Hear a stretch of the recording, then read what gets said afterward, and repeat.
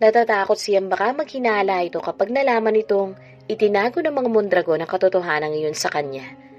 Ayaw niya magkaroon ito ng kahit na anong hint tungkol sa organisasyon na kanyang kinabibilangan. Bahagya lang niya itong nilingon saka tinoon muli ang atensyon sa pagmamaneho. Iniisip ko lang kung anong masarap na dinner. Kanina pa kasi ako nagugutom eh. Saan mo gustong manlibre? Siguro naman deserve ko na masarap na hapunan matapos kong mahanap ang nanay mo. Sige, akong bahala sa dinner natin. Pero paano mo nga palang nahanap ng ganun kabilis si Nanay Marlene? Takang tanong nito sa kanya. Bahagya siyang nasamit. Saka pilit na pilit ang mga ngiting tumingin dito. Ako pa! Wala nakakalusot sa akin. Kaya ikaw, kapag niloko mo ko, mahanap at mahanap kita. Kung magsalita ka, parang may something sa atin ha. Pabirong sabi ni Savannah sa kanya na ikinapula ng mukha niya.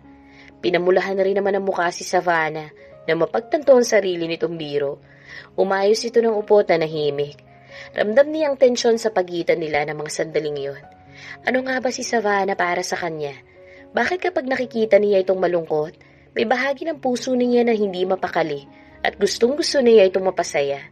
Kaya nga ginawa niya ang lahat para mahanap ang nanay nito sa lalong madaling panahon. Siguro nature na lamang talaga sa kanya na gawin yun, since pinalaki siya ng ina na very gentleman. Yeah, iyon lamang yun. No more, no less. Bakit pa ginagawa niyang complicated ang sitwasyon? Lucas! Nilingon niya ito at ewan niya kung bakit biglang rumigo doon ang dibdib niya nang tignan niya ito. Ganitong-ganito ang nararamdaman niya nung una siyang ma-in love. Ano kaya mararamdaman nila mama kung buhay sila ngayon? Masasaktan kaya silang nakipagkita ako sa totoo kong nanay? Siyempre naman may konting selos silang mararamdaman. But I'm sure magiging masaya silang malaman na nagbalik na ang lahat ng alaala mo. Sagot ni Lucas sa kanya. Hindi alam ni Savannah kung bakit nag-iinit ang pakiramdam niya habang nakatingin dito. Parang may mga paru-parong nagsisiliparan sa kanyang dibdib ng mga sandaling iyon. Ibinaling na niya sa may bintana ang kanyang paningin dahil hindi na siya mapakali. Hindi naman niya kailanman naramdaman kay Leon ang ganitong klaseng attractions. Parang napakaraming nangyari sa buhay niya nitong nakalipas na mga buwan. Kung may masama mang naganap, may katumbas namang magagandang pangyayari sa buhay niya. Excited siyang makilala ang kanyang kapatid. Ngayon pa lang, kung ano-ano nang naiisip niya na magiging bonding nila. Since ang sabi ng nanay niya babaeng nakakabata niyang kapatid at matanda siya rito ng 11 years. Ano kayang itsura ng kapatid niya? Umaasa siyang hindi ito kasing pangit niya nung hindi pa naaayos ang mukha niya. Huwag naman sana. Kung hindi, malamang na pinagdudusahan rin ito ngayon ang mga pambubuli na naranasan niya noong nag-aaral pa siya. How about you?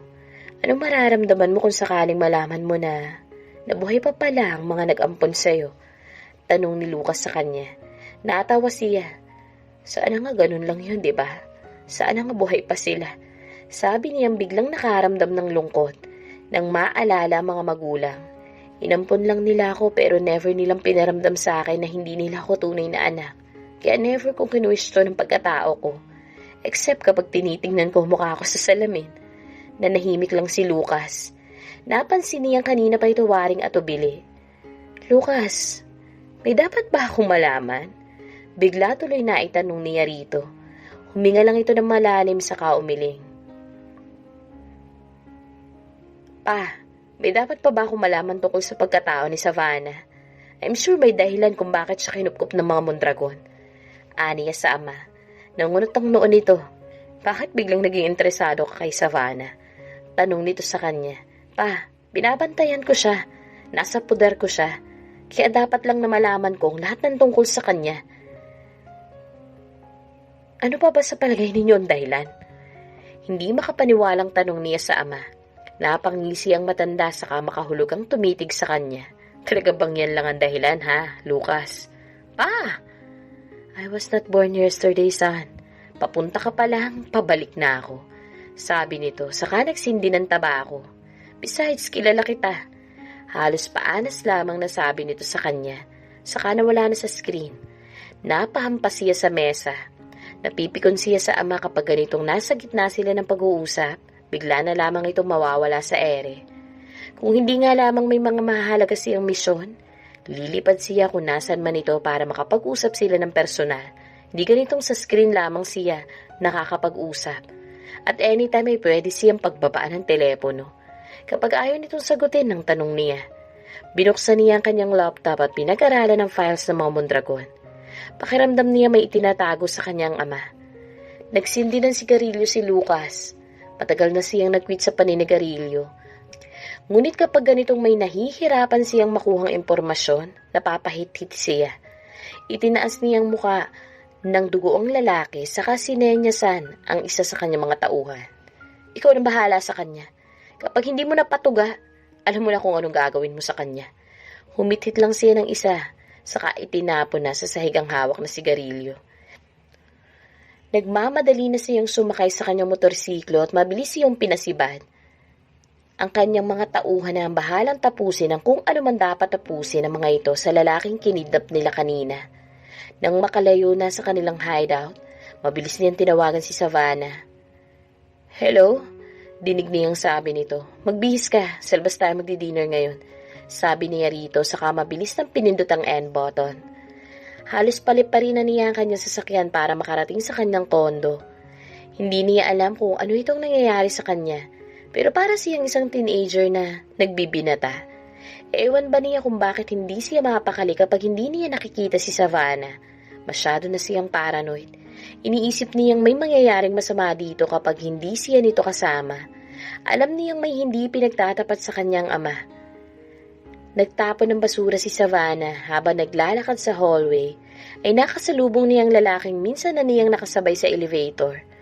Waring may kung anong gumapang natakot sa kanya nang magtama ang kanilang mga mata. Para pang tumindig ang kanyang balahibo. Kinalabutan siya sa uri ng tinging ipinukol nito sa kanya. Binilisan niya ang paglalakad at halos tumakbo na siya pabalik sa kanyang unit. Tiniyak niyang nakalak ng mabuti ang pinto bago siya nagtungo sa kanyang kwarto. Kinuskus niya ang kanyang mga braso dahil kinikilabutan pa rin siya. Misteryoso ang mga mata ng lalaki at pakiwari niya. Sinusubaybayan siya nito na hindi niya maintindihan. Bakit para itong nagmamanman sa kanya? Nasosobrahan na siguro siya sa kapapanood ng mystery movies. Kaya kung ano-ano tumatakbo sa utak niya. Para naman kasing isang kontrabida sa pelikula yung lalaking yun kanina.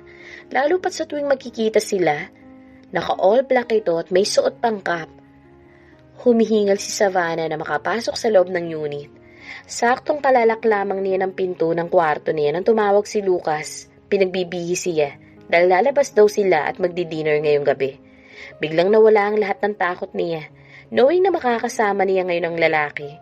Noong isang araw kasi madaling araw na itong umuwi dahil maraming pasyente sa ospital. Tuwing hindi umuwi ng bahay si Lucas, hindi siya mapanatag. Para na siyang isang may bahay na palaging nakaantabay sa pag-uwi nito. Ayaw naman niyang maging clingy. It's just that nasanay na siyang palagi silang magkasama. As gusto niya, ang pakiramdam na nakikita niya ito palagi, feeling niya pinaka-safe siya sa piling nito. Nag-aalala na nga siya eh. Alam naman kasi niyang darating rin ang araw na kailangan niyang umalis sa kondo nito. Hindi naman kasi habang buhay ito. At iniisip lamang niya yon. Parang nagsisikip na ang dibdib niya. Habang tumatagal kasi mas lalong tumitindi ang nararamdaman niya para rito. Kahit anong gawin niya, di niya mapigilan ang damdaming hindi ma-in love kay Lucas. As days goes by, palalim ng palalim ang feelings niya rito. Noong umpisa ay nakala niyang physically attracted lamang siya rito or labis lang siyang nangungulila kay Leon. But lately, babanggit lang ang pangalan ni Leon. Nasusuka na siya. Ni ayaw nga niyang makita ang asawa. Tuluyan na napalitan ng labis na pagkasuklam ang pag-ibig na nararamdaman niya para dito noon. Kung ikinatutuwa niya nangyayaring pagbabago sa damdamin niya para kay Leon, hindi niya alam. Masayang malamang nakalaya na siya sa kanyang kahibangan sa demonyo niyang asawa. Ngunit mukhang problema rin naman ito kinasasangkutan ng puso niya ngayon. Pagod na siyang palagi na lamang siyang namamalimos ng pag-ibig at pagtingin kay Lucas na mukhang ganun rin ang nangyayari kapag hinayaan niya ang kanyang puso na umibig ng tuluyan rito. It's very tiring. Ayaw na niya ng ganung pakiramdam. Gusto niyang kapag nagmahal siyang muli, Yung smooth sailing lang. Yung mas mahal siya ng lalaki kaysa siya itong parang palagi nagmamakaawang mahalin siya. Deserve rin naman niya ang lalaking totoong magmamahal sa kanya. Hindi yung magugustuhan lamang siya dahil sa pera. Or dahil kamukha niya ang yumao nitong asawa. Nakatakda na nga yata siya maging single habang buhay. But for the meantime, enjoy na lang muna niya kung anong dumarating. Hindi na muna siya mag-iisip na kung ano-ano. Isa pa, patay na naman ang asawa ni Lucas. Baka naman may pag-asa pang matutunan siyang mahalin ito. Hindi bilang kawangis ng asawa nito, kundi bilang si Savannah. Mapaklang na muong ngiti sa mga labi niya. Asa pa talaga siya eh. Napabuntong hiningang pumasok siya sa loob ng banyo. Naligo na habang iniisip kung anong maganda niyang isuot para sa dinner nila ni Lucas. Yung black dress na very sexy kaya. May mga sequence yun, kaya I'm sure kabog ang ibang babae sa restaurant sa biskong yun. Nangingiting sabi niya sa sarili, habang nai-imagine na magiging reaction ni Lucas mamaya kapag sinundo na siya nito. Titiyakin niyang tutulo ang laway nito kapag nakita siya. Oo nga, at isa lamang siyang replika na namatay nitong asawa, ngunit sisikapin niyang higitan niyon. Hindi man maging sila ng totohanan ni Lucas, gusto niya mag-iwan siya dito na marka kahit papaano. Hey, magdi-dinner lang tayo. Wala tayong party na pupuntahan. May pagka-disgusto sa anyo ni Lucas. Nantignan siya nito mula ulo hanggang paa. Hinawakan pa nito ang baba niya at parang inis na pinahid ang pulang-pula niyang lipstick. Saka bakit ang kapal-kapal naman ang makeup mo? Ibagay mo nga sa okasyon ng ayos mo. Hindi ka tinuruan ng mga magulang mo. Pinutol nito ang sasabihin at napatitig lamang sa kanya. Napairap siya. Nag-effort siya ng husto. Yun pala puros pamimintas lang ang aabutin niya sa lalaking to. Hindi na lang sana siya nag-ayos. Parang batang nagdadabog na bumalik siya sa kanyang kwarto para magpalit ng damit. Akala pa naman niya magugustuhan nito ang sexy outfit niya. Pero sa halip na paghanga, pinagtawanan pa siya nito. Mukha raw siyang Belyas na napaka-OA ang ayos niya. Isang simpleng blue dress na lamang sinuot niya. Simpleng pink lipstick lamang ang ginamit niya. Eyeliner at maripis na blush on. Inilukay na lamang niya kanyang buhok. Nang muling lumabas ng kwarto, napansin niyang parang nabato-balani sa kanya si Lucas. Wala naman siyang narinig na papuri dito, kung kaya't hindi niya alam kung nagustuhan ba nito ang itsura niya or what. Hanggang sa makasakay sila ng kotse, tahimik lang ito. Ni hindi niya mabasa kung ano ang nasa isip nito, habang siya napaka-transparent ang nararamdaman. Sinisikap naman niyang itago ang feelings niya, ngunit hindi yata siya talaga magaling sa pagtatago ng damdamin. Feeling niya nakakahalata na ito sa kanya. Ang tahimik mo, parang sa patay ang punta natin, hindi dinner. Kanina pa kumakalaman sikmura ako. Hindi ako nagmerienda para makakain ako ng husto. Nilingon siya nito. Pwede bang manahimik ka muna? Maganda ka na sana eh. Kaso nakaka-turn off yung katabilan mo. Singhal nito sa kanya. Talaga? Bakit? Dahil hindi ganito ang asawa mo? Parang nasasaktan na tanong niya rito. Bahagya lang siya nitong tinignan, pero kita niya ang galit sa mga mata nito. Saka walang imik na pinasibad nito nang mabilis ang sinasakyan nila. Bahagya pa siyang napatili. Alam niyang doon nito ibinunto ng inis na nararamdaman. Ihinto mo na nga lang ang sasakyan? Sigaw niya. Hindi na ako sasama mag-dinner kung mamamatay naman ako sa nervyos. Inis na inis sabi niya rito. Tuluyan na siyang napaluha. Actually, naiinis siya dahil pakiramdam niya, pinipilit siya nitong gayahin pati kilos at pananalita ng asawa nito. Ano bang akala nito sa kanya? Isang manikang disusi? Naiinis siya dahil alam niyang si Lucas, ang nakikita nito ay hindi ang totoong pagkatao niya.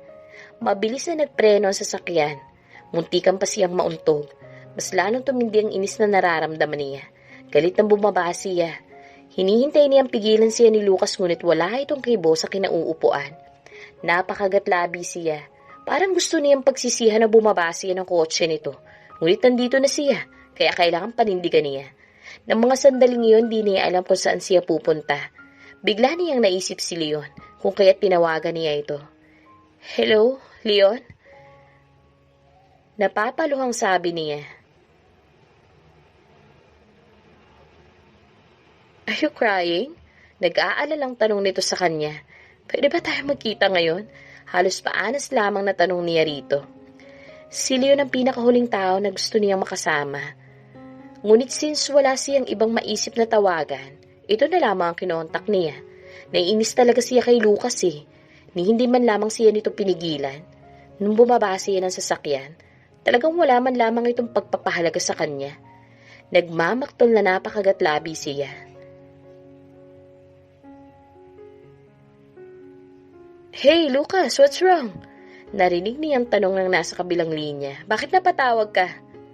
Pwede mo ba akong samahan ngayong gabi? Halos paanas na tanong niya rito. Nang may makita siyang taxi, kaagad na sumakay siya. I'll message you kung saan tayo makikita. Aniya rito. Kinabisado niya ang numero ng telepono nito. Kaya ini-off na niya kanyang phone para hindi na malaman pa ni Lucas kung nasan siya. Parang tinutusok ang maliit na karayom ang dibdib niya habang iniisip ang nangyayari kanina. Sa totoo lang, hindi niya alam kung saan siya pupunta ng mga oras na yun. Talagang biglang sumabog ang galit niya kay Lucas. Idagdag pang may period siya ngayon kaya mas mabilis na nag-init ang ulo niya. Sunod-sunod na napalo ni Lucas ang hawak na manibela. Kanina pa niya hinahanap si Savannah, ngunit hindi niya alam kung saan ito nagpunta. Nainis siya na in-off nito ang phone nito. Hindi niya ito matrack kung nasan man ito ngayon.